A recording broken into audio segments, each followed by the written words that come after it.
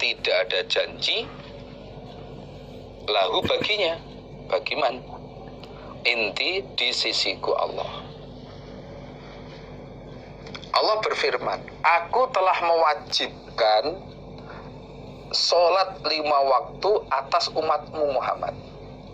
Walaupun yang disebut itu umatnya Nabi Muhammad, tapi termasuk Nabi Muhammad sendiri. Nah, juga diwajibkan sholat 5 waktu. Dan aku punya janji di sisiku. Aku punya janji. Yang isinya, barang siapa yang bisa menjaga 5 sholat waktu itu, maka aku janji dia aku masukkan ke dalam surga. Dia aku masukkan ke dalam surga.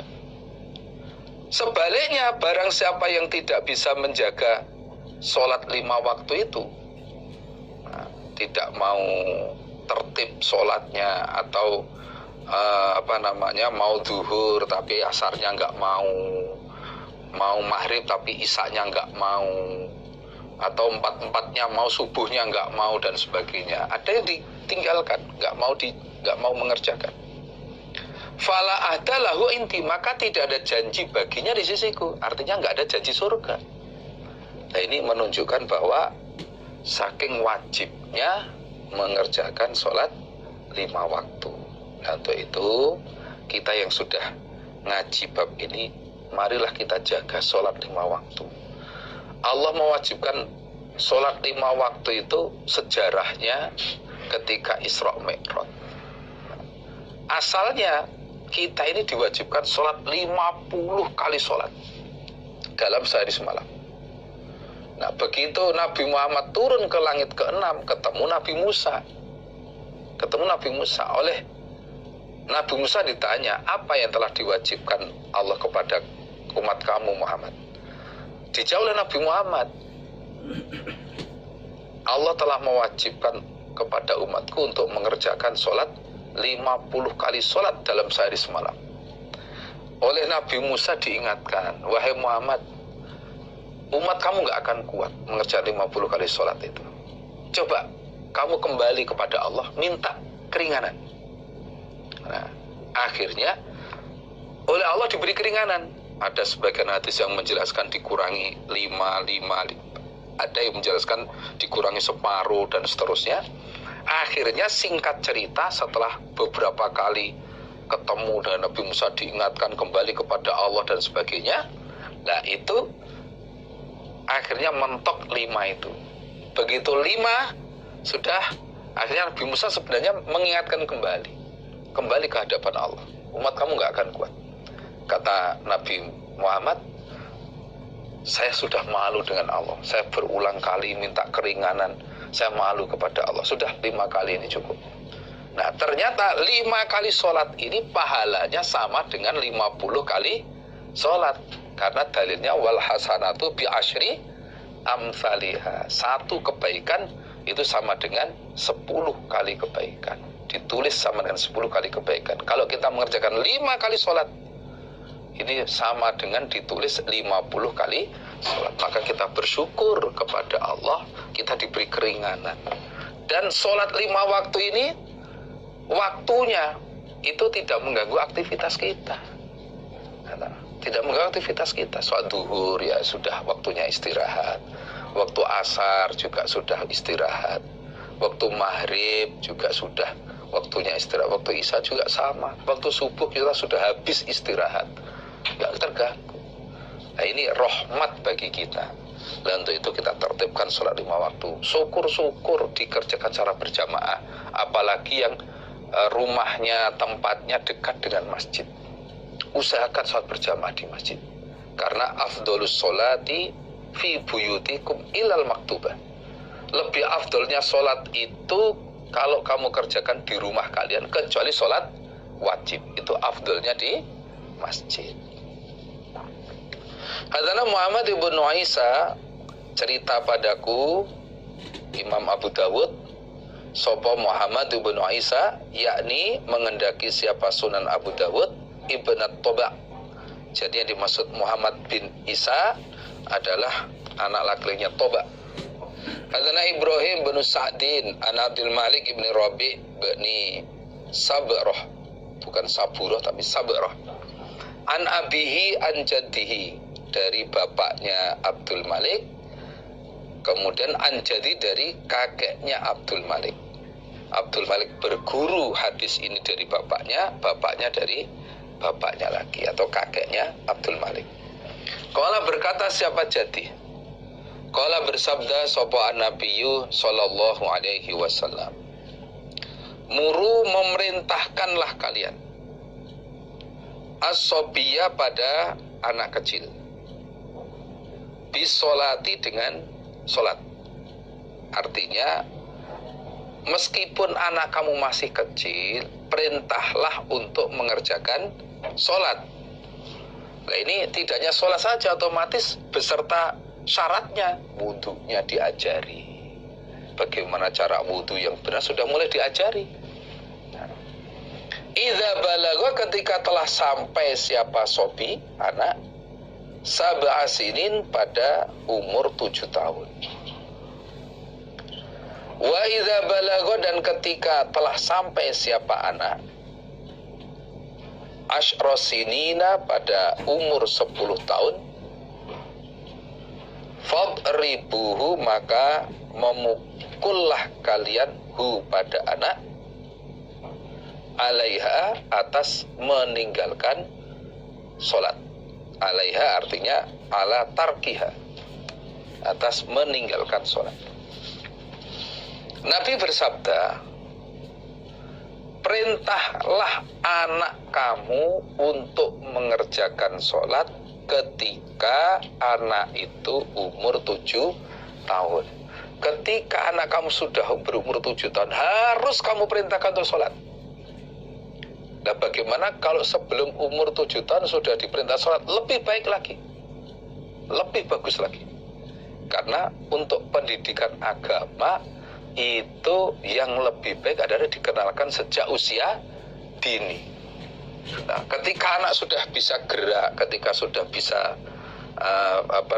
bisa ngerti, itu segera diajari yang baik-baik. Terutama bab sholat ini sudah mulai mereka kenal, mereka sudah kita kenalkan. Termasuk cara wudhunya, atau menjaga kesuciannya, itu sudah otomatis, karena sholat tidak akan diterima dengan keadaan najis, nggak akan diterima. La sholata la tuqbalu sholatu bi ghairi tuhurin. Sholat itu tidak diterima dengan tanpa bersuci.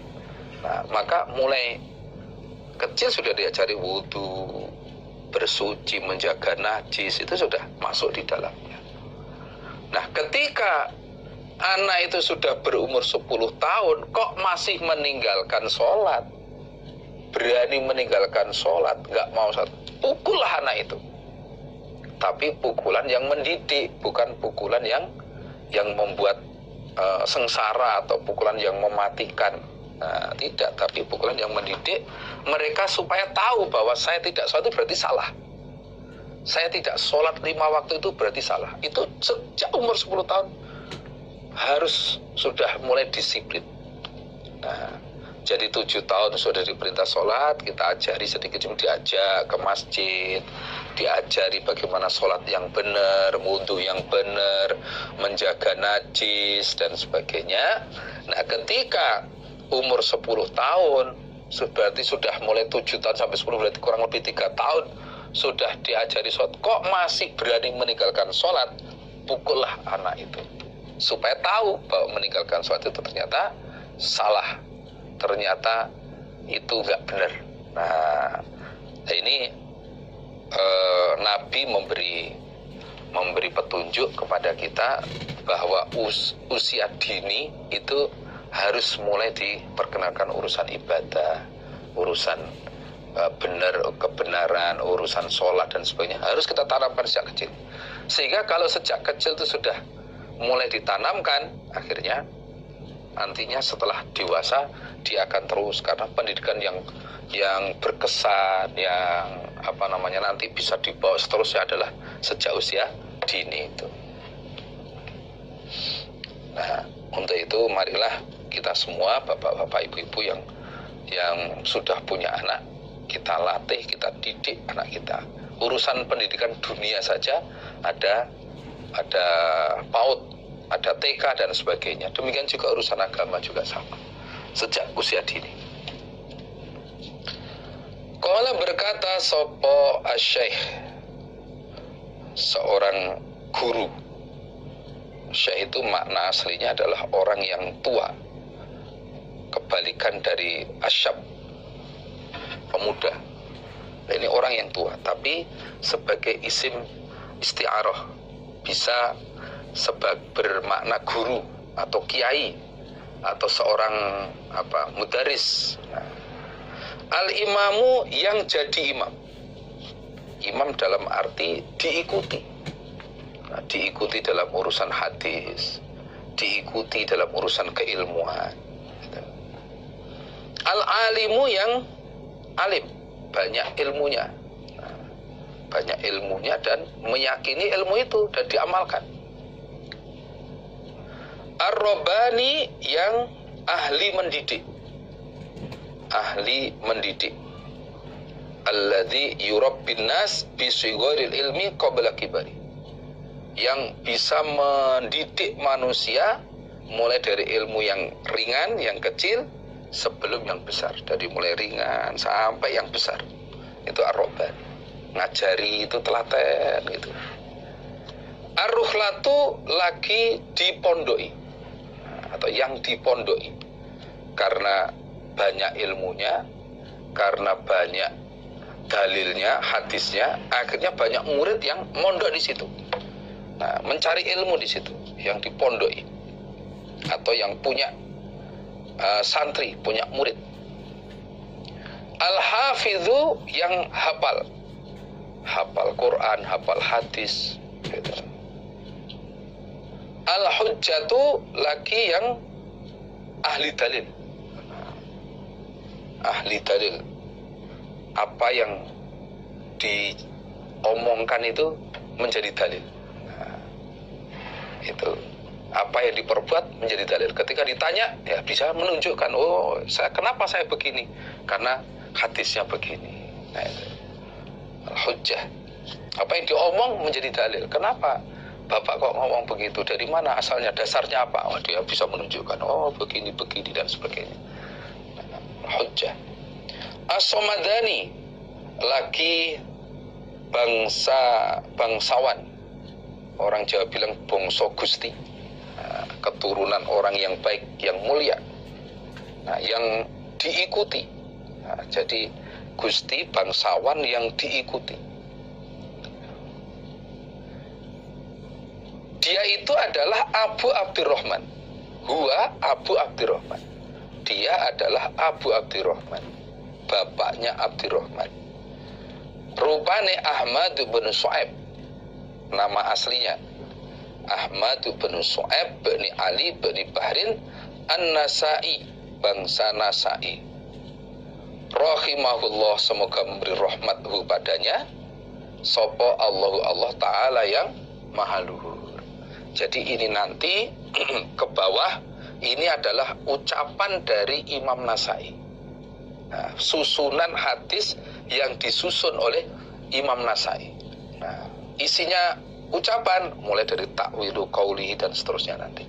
Nah, ini jadi sengaja kita ambil petunjuk bab solat ini, atau kita susun bab solat ini diambil dari hadis Nasai. Gitu. Kalau aslinya hadis Nasai itu ada besar-besar, ada 4 jilid, ada yang 2 jilid besar-besar. Nah, ini kita ambil yang ringkas saja, sehingga dengan mengkaji kitabus sholah ini nanti harapannya sudah bisa sholat sesuai dengan apa yang dicontohkan oleh Rasulullah SAW.